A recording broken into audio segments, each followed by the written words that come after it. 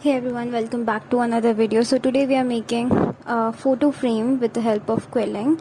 Like the decoration and the embellishment will be done with paper quilling. And here you can see in the frame that I already made like the base of the frame with cardboard, and the strips that you see was also made of cardboard that are going to be the border of the frame. And I couldn't record the whole process of getting the cardboard and everything in, because I was doing it in like little spaces, and it almost took me an year to complete this whole frame, because it was just not that difficult.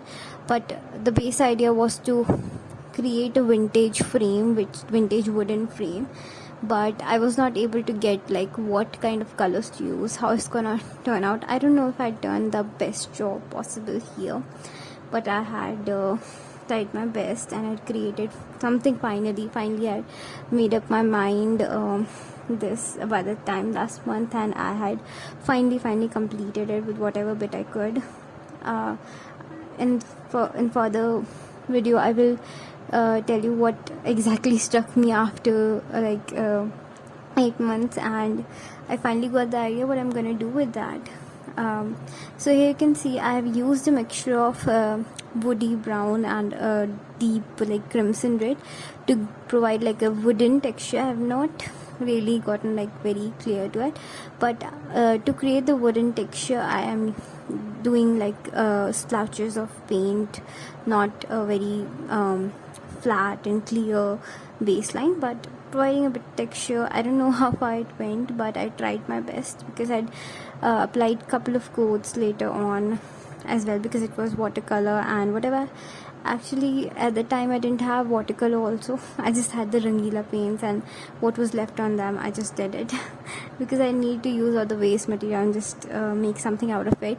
Well, moving forward, the borders that I've created, I will be using like a yellow ochre on it, and I have also added a bit of gold from the Rangila paints. You can get like any other gold color or any thing that you can get, just little coat of it after the paint dried. Please do like couple of coats of watercolor, and if you're doing acrylics, I think acrylics would work the best. I did whatever I had at the time, because it was also paper, so acrylics could have been like a bit thick on that, because I had used literally printer paper for this, and so far it's stuck, and it's looking pretty reasonable to me. And I am also like hung it on a wall, and I'll tell you how I'd done that. Well, moving forward into the frame, we can see that I'm painting the border of it, and the the vertical borders I have made a bit longer, and the horizontal ones are exactly the same width. I don't remember what exactly the width of it was, but you can take according to your own like how do you want it, but mostly it's the size of A4 size, at least the base. Mostly of if not A4, it's A3, somewhere in between. And here I am using yellow ochre for my Faber-Castell paint colors that I had left, and I had not mixed anything yet, but I added a bit of white in it to kind of like make it a little lighter tone, because it was looking very concentrated and patchy at that time. So I had applied 2 to 3 coats of it again. And if you're using any acrylic, you can also do varnish, and you can also like do watercolor varnish on it to protect it more, but I hadn't. Well, moving forward, as I had not recorded the whole process of it, so you could see a lot of embellishments on that thing. So if you want to learn how to make flowers or paper quilling, I have like a proper playlist of it in my you can go to the playlist section, check basics of quilling playlist, and I make mostly earrings. So I have a lot of shorts that I've made recently that I feel are really reasonably well. Really, I feel they are nice for this thing, and I've got a lot of ideas if you want to get some ideas about it. And moving forward from here, we have completed the whole bordering process and everything, and now we'll move forward to finally like the moment of truth where I got the idea part. Or now I think after a lot of months, almost an year of not making this thing and finally procrastinating over a lot of things, I have finally made an idea. Ignore my hair, please. It's finally got an idea of the pattern that I'm gonna use, at least in the interiors, and I just want to give you a look at it. I don't know if you can see it, but I just laid it out on a cardboard that I had, and I just made little intricate pattern of just some diagonal lines I'm gonna use in the interiors. Not gonna change the colors because I wanted to give it a woody pattern or texture. I don't know if I've succeeded in it or not, but I think it turned out okay. So, but I still need to think about a pattern for the frame, and I'm looking for something vintage, something like that, so maybe that would work out. Let's see. So here we are in a new frame here.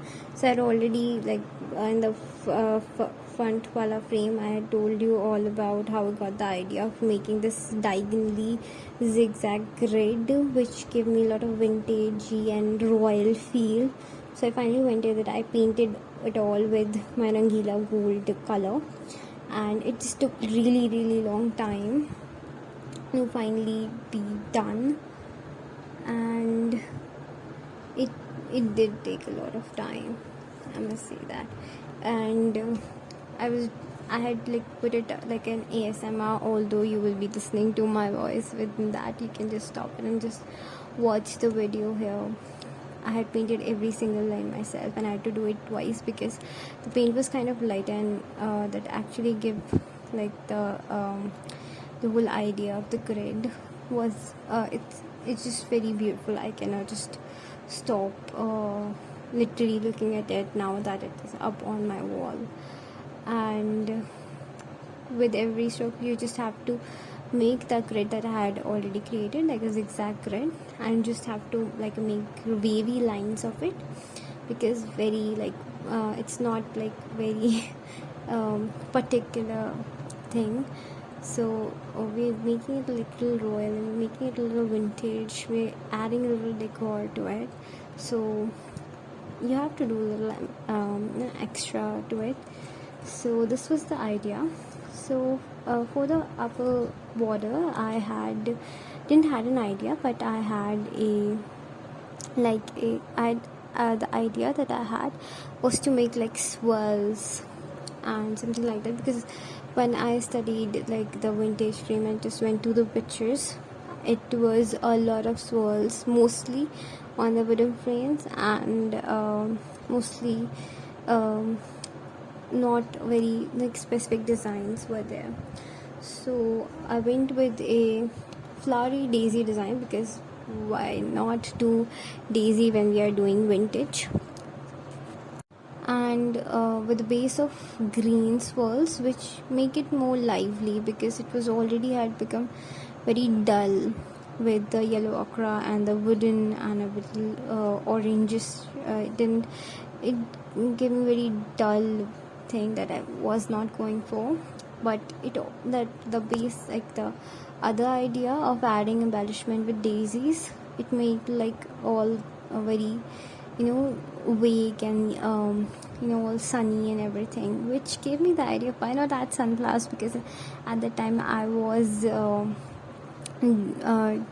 trying to make quilling like 3D proper flowers. I have a tutorial of it, so I have added little pictures and videos whatever I could, because I had posted a lot of reels at the time when I was making, and I have complete reel of making the flower, both daisy and the sunflower, on my shorts, but I couldn't get the whole video of it in the like proper YouTube video, because I think I've lost it. I really feel sorry about losing that thing, but I did. But I will add like iCards and link to the playlist and the video for you to check if you want to know the thing.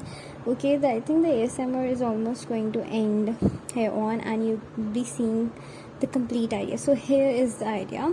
So the proper 3D daisies here was like proper.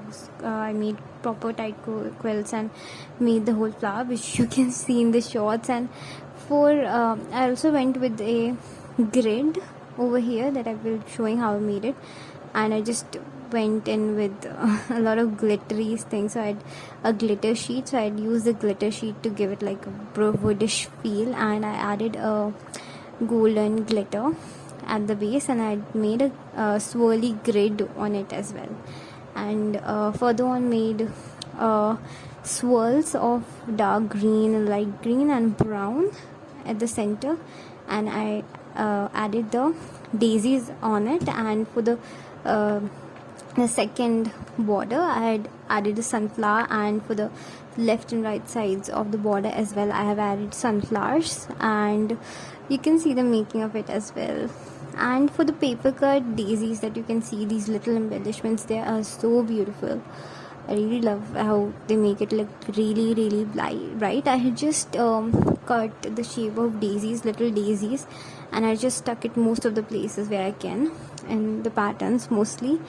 And this little patterns that I made sideways, whatever I could come with little swirls and here and all, I did that. And for the sideways, the center bases, that the horizontal ones are the main attraction point of the whole thing, and that's why I just kept the side ones, like the left and right borders, a little light.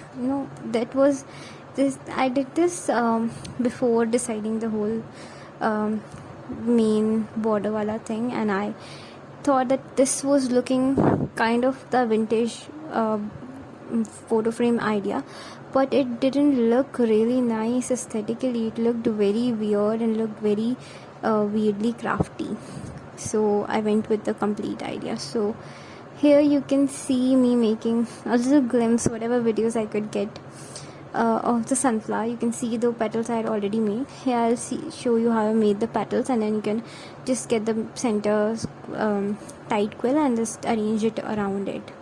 You can also see the short video if you want to get the proper idea of it. So here as I needed to make a lot of very thin petals, so I had a 2 mm strip, so I went and cut it into make 1 mm strips, and I just went in and cut all of them, and I made 8 for the base, and 8 that are going to be arranged over the top because it's twice. And for the daisies, I made 6 petals, and I had cut this crimped the center of the daisies to make like a proper flower. So in the first photo, you got the glimpse of how the sunflowers looked, and that was the glimpse of it. And finally I've got a photo frame. So this photo frame was asked to be made by my mother. She wanted to be made, and I really had an idea of making it finally possible, but it really took me a very long time to finally decide and make, and this flowers just came at like a lifesaver for me for it to finally get done, because I wasn't able to decide what I was going to do with them. So here I am showing you how I just made like tight quills and give the shape of petals, and just glue the center as well to give it like proper strength to the paper. So Fevicol is all the strength that paper have, is literally. And the varnish afterwards, I tried to put a little varnish, but I had watercolor on the frame, so I couldn't do a lot of varnishing in that. So yeah, and within few minutes you will see the complete photo frame and a lot of azari from my barber, because I think I talked a lot in this video. This voiceover was not very difficult. I was just blabbering all the time. And yeah, this is it for today. Let me know in the comments what more you would like to watch on this channel. What do you like to watch on this channels? And thank you for today. Bye bye.